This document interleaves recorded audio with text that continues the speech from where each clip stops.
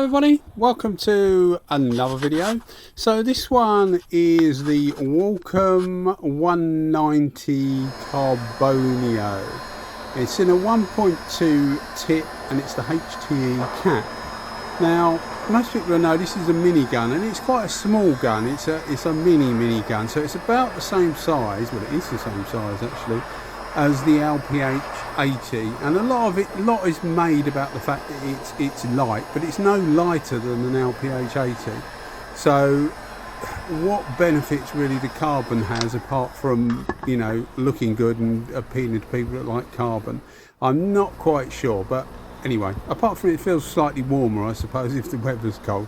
But yeah, I mean, of the guns, of the mini guns that I did a top 12 minigun video, and of the 12 guns that are in that, the most common one I get asked about is probably this one.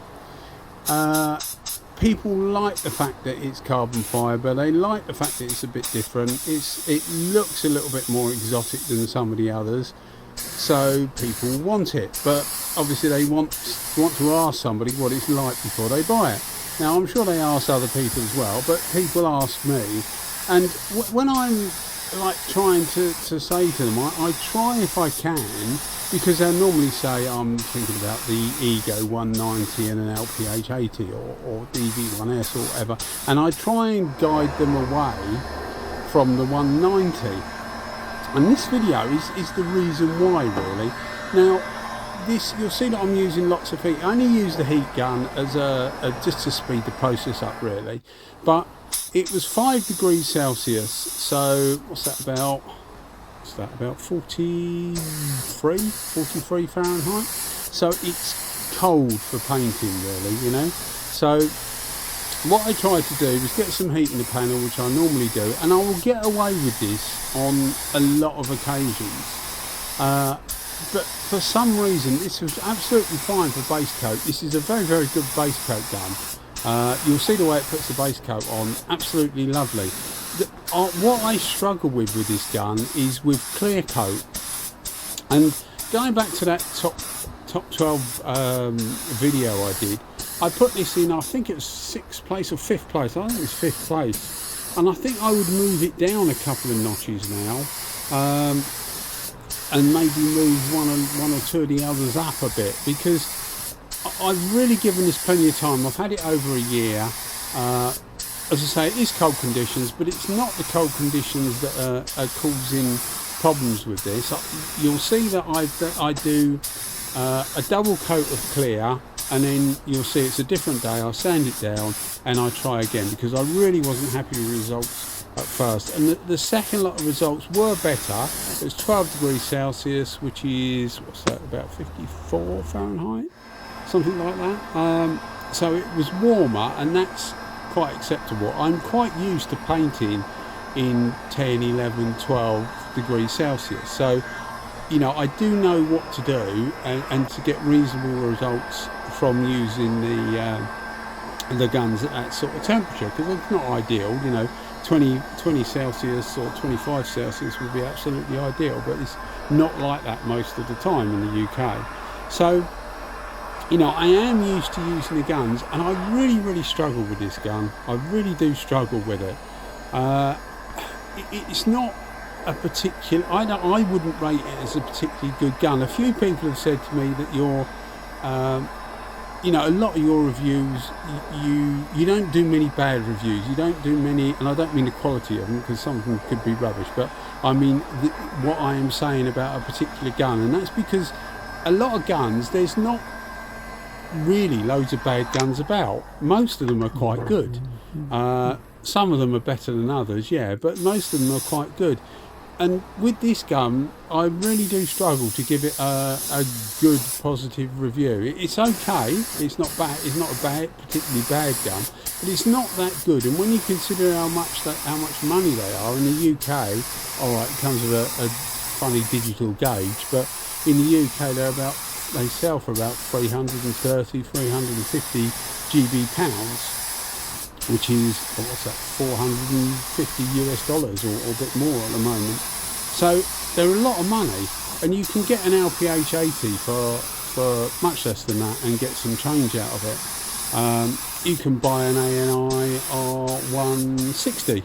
Well, you can buy three and a half for that sort of money. So they're quite expensive, and for me it just doesn't deliver. I've really given it time. So yeah, I thought I would do the video and just say to you guys, I really do struggle with this gun.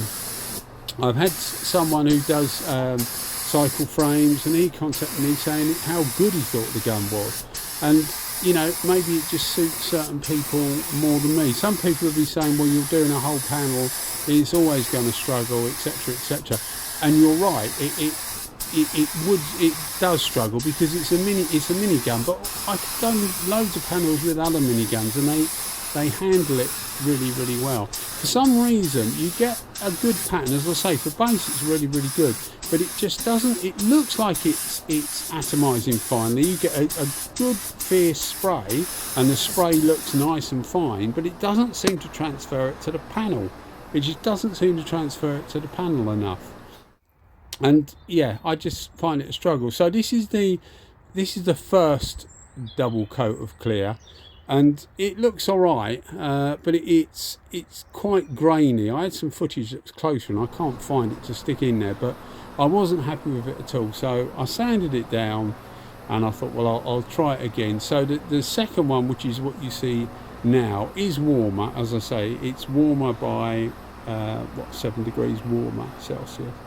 And what I've also done is I bumped the pressure up to 2.2 bar, because I've been trying it at different pressures, a bit lower, a bit higher, over 2.2 bar, and it starts to get dry, really, even drier. So 2.2 bar is about what I've found is probably the best. But it's supposed, according to manufacturers, it's supposed to be used at about 2 bar, and that's fine for base coat, but for clear coat it just doesn't seem to cut it. I've been using U-Pol Clear, which is with an extra fast hardener, and that's because in the cold weather it's the only clear coat I've got with an extra fast hardener. I have used it with better quality clear coats that run out better, or flow out more, but it is better, but it's not that much better. Not enough to go from a mediocre gun to a really good gun. I mean, it won an award in the UK for innovation, and I can see why it would win an award for innovation, but you know, innovation is not the same as how good a product is, you know. So yeah, if you're thinking about one of these, then you know, if you can afford it, then give it a try, and maybe if you don't like it, you can recoup your money. But there's plenty more guns that are better than this, in my opinion. Again, not wishing to plug the video too much, but if you look at my top 12 spray gun video, you'll see the different guns that I think are better than this. And as I say, now knowing what I know, I would probably move that down a bit, and I would move something like the Segola Mini Extreme up a bit. It uses a stupid amount of air for a minigun. It uses the same amount of air as a W400 Valeria, would you believe it, for a minigun. So that's unforgivable, but I've been getting some really good results with that.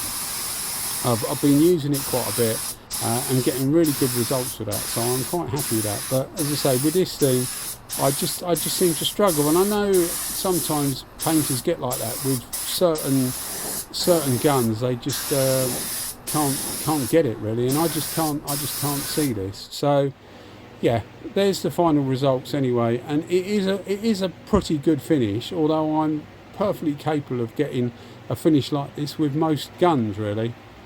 It doesn't have to cost 350 quid. An ANI R160 would do a good job, just as good a job, without a shadow of a doubt. Anyway guys, I hope you enjoyed the video, and I'll keep them coming if you keep watching them. Just to say thanks to all the subscribers. We've got a few new subscribers, and if you do like the video, then think about giving us a subscription, because it just helps bump us up the YouTube rankings. Alright guys, thanks as always, thanks for watching, cheers, bye bye.